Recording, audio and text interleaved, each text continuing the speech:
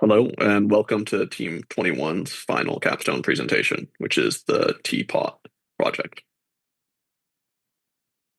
So, first, we're going to introduce you to the team, and then we'll talk about what exactly we're doing. So, my name's Jacob Smith, I'm Francisco Lopez. and we are all graduating seniors focusing in network security. So, our main project idea is that cybersecurity education usually lacks safe, realistic, hands-on experience with real attacks. We focus a lot on the conceptual and the theory, but we really didn't get very much hands-on experience. So that motivated us to want to provide both live data of real attacks and a sandbox environment for students to practice red team, blue team hacking tactics. So our primary objective was to deploy a teapot Honeynet to capture real world attack data and then perform analysis on that. And then also build the school a virtual sandbox environment where students can simulate offensive and defensive scenarios for students. Here you can see our project roadmap. We first started off researching the hardware requirements for Teapot Linux just to make sure we knew what was needed for everything here. We then secured that hardware for the sandbox and the network, and we installed the required operating system to go ahead and make sure everything functioned properly. Afterwards, we set up our initial network connections, and then we verified our two devices to see that they were able to communicate with each other. And then we configured the softwares for the um, on each device to either do a blue team or red team attacks. And then at the end, well, we were able to complete our sandbox network, and it's ready to use for students to practice their hacking skills. Um, so as we were taking our courses here at CGMB, we felt like we touched a lot on the theoretical aspects of network security, but we felt like there was a lack of a realistic practice or realistic hands-on experience in a realistic environment. And so what we wanted to do was create that a realistic environment so that we can go ahead and get that hands-on experience. Our initial plan was to set up the Honeynet and then create a deep packet analysis to go to look at attack patterns and learn from those attack patterns. And we then implemented that sandbox on campus so that other students can do the same as well.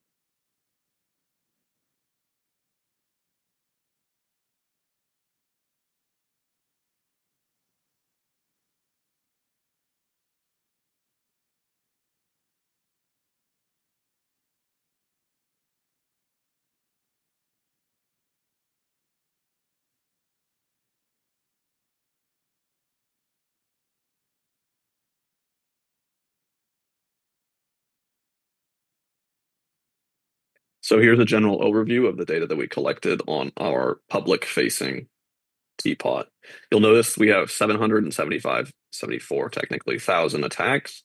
It was over 1 million, but we took out one of the teapots from our data for data cleaning because it's triggered when there's general alerts. So there would be duplicates. So we cleaned that just to make things more simple. You'll notice the top 5 attacks here are way more popular. It's going from most popular to least, left to right. You can see in the red, it's the most significant attacks, and then yellow to green. And you'll notice the top 5 are significantly more common than anything after that. So a lot of hackers are trying the same exploits, which is triggering the same type of honeypot. Below that, we also have the breakdown again in a more clean visual manner where you can see our top 5 are much, much higher. The top 3 especially are the most common. And then on the very bottom left, you can see the reputation of the IP, which is whether or not that IP is associated with known hackers, or if this is a new threat, or if they're known to be a scanner, like a mass scanner that's just scanning the internet. The vast majority were known to hackers, and we used a open source IP lookup to determine this, to automatically put all of our IPs through, and then has a large database that other people report if they've been hit by the same IPs. To the right of that, we have, again, the breakdown of Honeypot, just in a different visual way.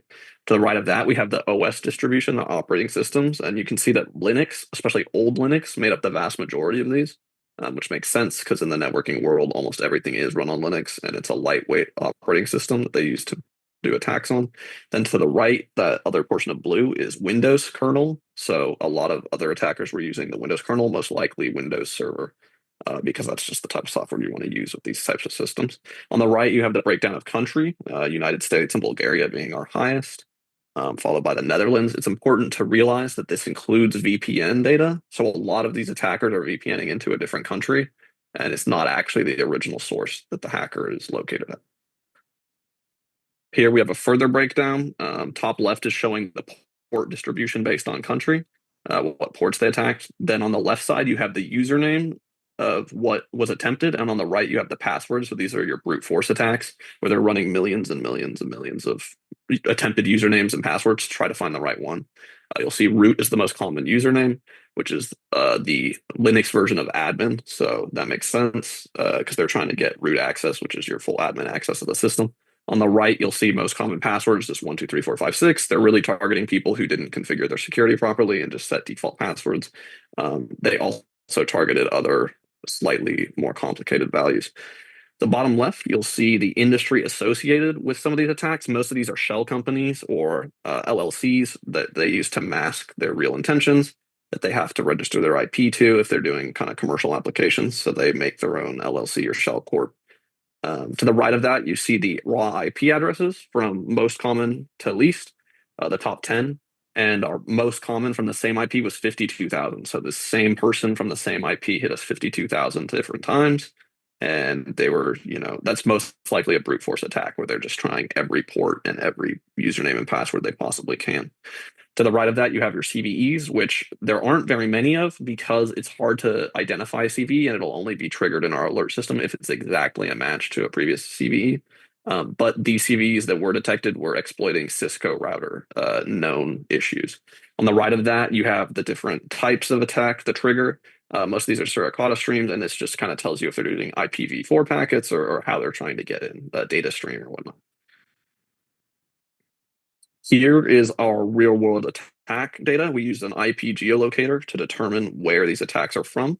This is important to note. This is still pre determining without a VPN. So this is including attacks using VPN. So a lot of these will be inaccurate in pure location because the hacker may be in like Russia and they're going to VPN into like South America and then attack from South America. So you don't see the Russia, you just see their direct connection to you from South America. And they're using that VPN to hide where they really are, which, for example, you'll notice there's almost no hacks coming out of Russia, which is very suspicious because Russia has massive amounts of server farms that are just constantly scanning the internet, which this would be triggering. So you'll notice there's certain country that has a suspiciously low number of traffic, and that's usually because they're all the attackers in that country are VPNing out of that country to hide where they're really located. Thank you for watching, and we just want to give a special thanks to Professor Atkins and Dr. Bowie for all their help this semester.